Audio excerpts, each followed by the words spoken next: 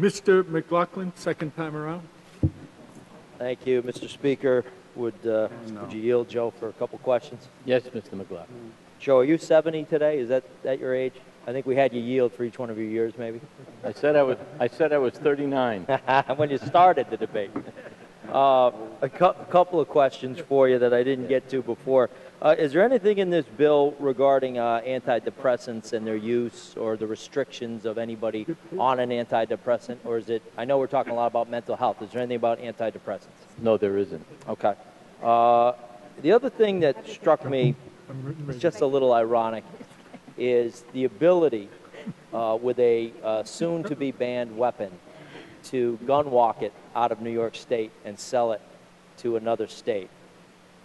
Does that bother you at all that, we view it as such a problem that we're about to ban it, but we seem to have no problem pushing that on to another state? Yeah, it does bother me. What bothers me is that we ought not be leading the way.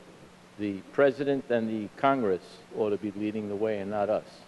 But unfortunately, as always, we find ourselves in the unique position as being one of those states of the Union that people follow. And I think we're fortunate to have a governor who understands that and wants to lead the way. But it just seems to me that, to allow this to walk out of the state, if it's such a bad problem, you'd think a progressive state like this would prevent it from leaving the state, but yeah, I guess not. But you have to understand that we're trying to accommodate gun owners by some of these provisions. We're not trying to, we understand that there has to be some accommodation to the gun owners too. Understood. But the accommodation did not include allowing you to pass that gun on to a law-abiding heir, like a son or a daughter or a spouse. It didn't include that accommodation. All right. Not if they reside in New York. Okay. Now, the 3-day waiting period, I had read a statistic that said we had about 22,000-something guns that were actually sold to people because the background check could not be completed within the 3-day waiting period. Do we address that in this legislation? If the system goes down or they can't come back with it in the right manner, as it stands right now, they're allowed to, if they decide to, the FFLs are allowed to issue or sell the gun, if you will, to the person. But what happens now going forward? Have we addressed that at all? No, that's not in this bill. The only thing that we addressed was the ammunition provision, in case you couldn't get ammunition when you buy from a gun dealer and the system is down. Well, yeah, that would be the ammunition part. If you go to apply for a gun permit and you can't get it done in 3 days, have we addressed that at all? Because right now, in 22,000 instances, they issued guns to people that otherwise, that then we found out failed the background check, but the 3 days had expired. We didn't change that. Okay. And that wasn't in New York. I believe that was nationwide. So, okay, just kind of curious about that.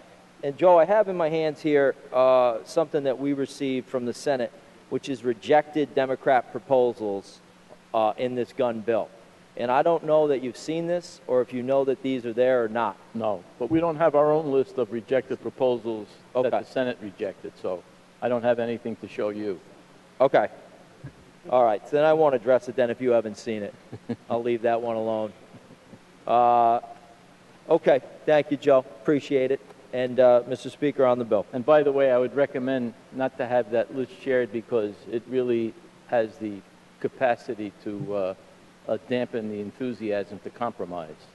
Well, it sure does when we talk about confiscation of assault weapons. It absolutely has the ability to dampen a compromise. Mr. Speaker, on the bill.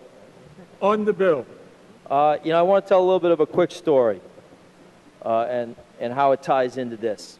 When I was flying airplanes for a living, one of the things that you never wanted to do in an emergency was move too quickly.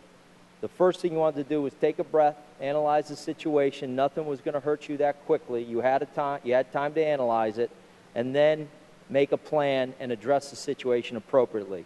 1987, Delta Flight 810, it was a 767 flying LA to Cincinnati, had a problem with their auto throttles, and this genius pilot reached down, shut off both fuel levers, and came within 500 feet of killing 208 people on board that airplane. 500 feet they were within 500 feet of the Pacific Ocean. I tell that story because that's what we've done here. We've moved too quickly. We have not analyzed this appropriately.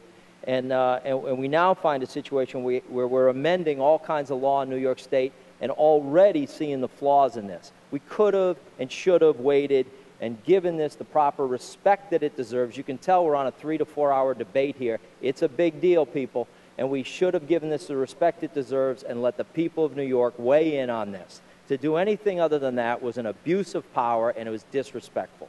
We could have rejected the message of necessity. We have the ability to do it. We could have put the brakes on and just said, wait a minute. And we chose not to, and I think that is a mistake that this legislature has made repeatedly now, where we've just moved too quickly. All of the big things we do seem to get done on a message of necessity. That is not the essence of good government. Just recently, in Georgia, we had a mom whose home was invaded. Luckily, she had a .38. That's the same weapon the police used to carry. Carries 6 bullets. This animal came through her door with a crowbar. She retreated. In her own castle, she retreated with her 9-year-old twins, a boy and a girl. She went upstairs, locked the bedroom door. He kept coming in. He came through that door. She retreated to the crawl space of her home with her twins and her 6-shooter, which her husband, thank God, had trained her how to use. This animal came through to get into that crawl space. And any of you can listen to the 911 call, and it shows the complete fallacy of magazine limits. She unloaded until that gun went click. Sadly, did not kill this piece of garbage. Hit him 5 times. Punctured stomach, punctured lungs, punctured liver. He's on the ground crying, telling her to stop shooting. She had to stop shooting because she was out of bullets. So 5 out of 6 she hit him. Pretty good shooting in a tight space, trying to protect her children. He gets up. She tells him not to move or she'll shoot him again, but she had to stop shooting. She couldn't reload. He gets out of that house, gets into a car, goes down the street, crashes into a pole. And that's how he was caught. The police were called almost immediately before he even came in the front door. But as usual, and no fault of our very good police force, and this was in Atlanta, but all over the nation we have good police, they were a ways away. And it took them, as usual, 8 to 10 minutes to respond. But they were on their way. So 6 bullets, 5 out of 6 didn't get the job done. So I'd like somebody to, with a straight face, explain to me how 1 bullet and calling the cops is an adequate method of defense. That's shameful. We have reached the point now that we are debating bills and debating a gun control law based on a scary package. That's what this is all about. Assault weapons, which is a political term, not a gun term, assault weapons scare people because they look like military weapons. They don't behave that way, and we've had all kinds of falsehoods put out about that. They are semi-automatic weapons. They are not the most powerful weapon out there. They perform much like many other semi-automatic guns, but I get it. They look scary. If we take the gun, break it down, clothe it in a nice, pretty wooden stock and a wooden handle, that doesn't offend anybody's sensibilities, and that gun's okay. The performance of the gun is exactly the same. So that's what we've come to now, is legislating based on a scary package.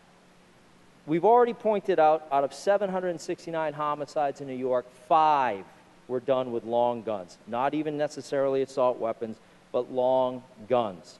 So once again, I believe that the criminals will laugh at this law like they laugh at every other law. They won't pay any attention to this. 1 to 7% of all homicides in this state are committed, in this nation actually, are committed with assault weapons. 1 to a maximum of 7%. It is not the weapon of choice for gangbangers and drug dealers. That is handguns. So if you had a real drive to get something done, you would be truthful in going after handguns. But you're not yet, although I know that day is coming. Mental health has been on the table here, but yet we ignore the role of prescription drug abuse and antidepressant abuse in this nation. And in almost every instance that I know of, we're waiting to see this Connecticut drug report, but in the others, almost exclusively, they are on some kind of antidepressant, which removes them from reality. They have thoughts of suicide, all the other side effects. I was watching a commercial the other day for dry eye, and one of the side effects was suicidal thoughts. So, but yet we don't address it. We don't even talk about it. We don't even talk about what the real issue here is, which is mental health. Now, speaking of mental health, we talked a lot last year about how we supposedly have fixed this problem. Well, the truth is, in just the first 3 quarters of last year, 263 New Yorkers died in the care of our mental health system. So it's not fixed, but we're about to overburden them again with all kinds of requirements. So I don't think they're quite ready for what's coming at them. I do think, once again, that this was an abuse of power, to use a message of necessity. Did not and should not have been done. Just because we're first doesn't mean much. We need to be the best. If we're going to do something, we should do it the best. Rushing to judgment does not solve anything. In the end, there's all kinds of studies that show gun control is counterproductive. You're choosing to ignore them, and that's your prerogative, but the data's out there. You can't deny it. It's a Harvard study that I'm looking at here. The CDC has said that there's no connection. As a matter of fact, there's an anti-connection. There's a counter-connection, if you will. There is statistical proof all over the place that as gun ownership increases, murder and suicide decrease. We have heard repeatedly over the past week how we respect the rights of hunters and sportsmen. What about the respect of those people who choose to defend their families? You are limiting their ability to do that when you tell law-abiding citizens to suck it up and put 7 rounds in the chamber, and if that doesn't work, good luck, call the cops. Tell that to my people that live in rural Rensselaer County, where the nearest officer may be an hour away because he's on another call. How dare you put New Yorkers at risk? You don't have that right.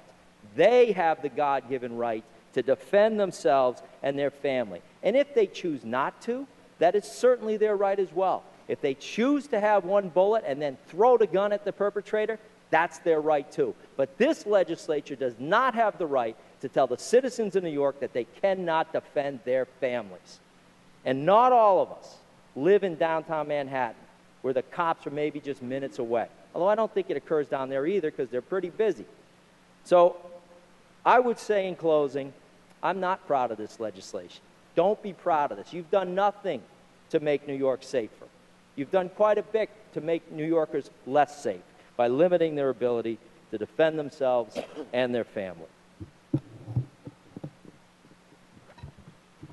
Last on our list, Mr. Jordan.